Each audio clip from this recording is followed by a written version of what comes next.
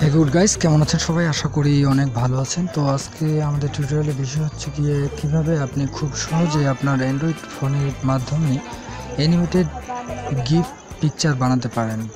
অর্থাৎ যে পিকচারগুলো অ্যানিমেটেড হয়ে আসে সেগুলো আপনি টেক্সটও এটি করতে পারেন, আবার আপনি ইচ্ছে করলে এটি ছবির মাধ্যমে করতে পারেন। তো এই জন্য আমাদের প্রথমে প্লে স্টোরে যেতে হবে।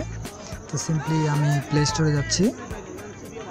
এই যে প্লে স্টোরে গেলাম, প্লে স্টোরে গিয়ে সিম্পলি আমি টাইপ করব টেক্সট গিফ। ওকে, টেক্সট গিফ লিখে সার্চ করলে এখানে অনেকগুলো অ্যাপ পাবেন। তার মধ্যে আপনি এই যে টেক্সট নেম অ্যানিমেশন এই অ্যাপটি ডাউনলোড করবেন। তো আপনাদের সুবিধার্থে সময় বাঁচানোর জন্য আমি জাস্ট এটি ইনস্টল করে রেখেছি আগে থেকে। আমি এখন জাস্ট এটি ওপেন করছি। ওপেন করলাম, এই যে এই ধরনের প্রথমে ইন্টারফেস আসবে। তো এই ইন্টারফেস আসার পরে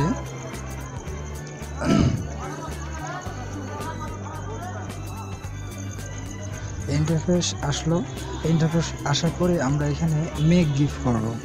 মেক গিফ করলাম। এই যে এখানে সুন্দর একটি টেক্সট পার্ট দেখতে পাচ্ছেন। এই টেক্সটটাকে আমরা ইচ্ছা করলে আপনার নাম সহ এডিট করে আমরা এখানে দিতে পারি। যেমন এখানে আমি টেক্সট দিই, প্রথমে টাইপ করলাম this is dummy text here. Okay, দেখতে পাচ্ছেন সুন্দর কথা টেক্সট চলে আসছে অলরেডি, যে টেক্সটটি আমি টাইপ করলাম। তো এই টেক্সটটি আপনি বিভিন্ন স্টাইল দিতে পারেন। যেমন এখানে অনেকগুলো স্টাইল আছে। যেমন এই স্টাইলটা যদি আমি দিই, এরকম দেখাবে, এরকম দেখাবে, এরকম দেখাবে। এখন দেখতে পাচ্ছেন, আমি পরে একটু দেখাচ্ছি। এটা আপনি ইচ্ছা করলে সাইজটা বাড়াতে পারেন, ইনক্রিজ করতে পারেন সাইজটা। তারপরে এখানে সেভগুলোতে দেখালাম।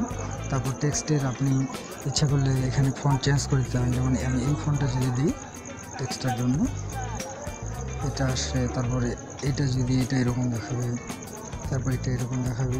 সাপোজ আমি এটা দিলাম।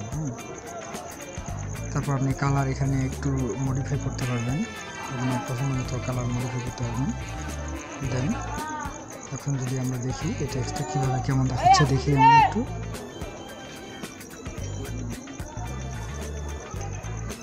একটু রিজেক্ট করি। দেন ওকে, দেখতে পাচ্ছেন সুন্দর একটা আলোক ঝলকানি, রঙিন আলো ঝলকানি দিচ্ছে সুন্দর মতো, দারুণ লাগে। এইভাবে আপনি ইচ্ছা মতো, আমি জাস্ট দেখিয়ে দিলাম যে কীভাবে আপনি করবেন।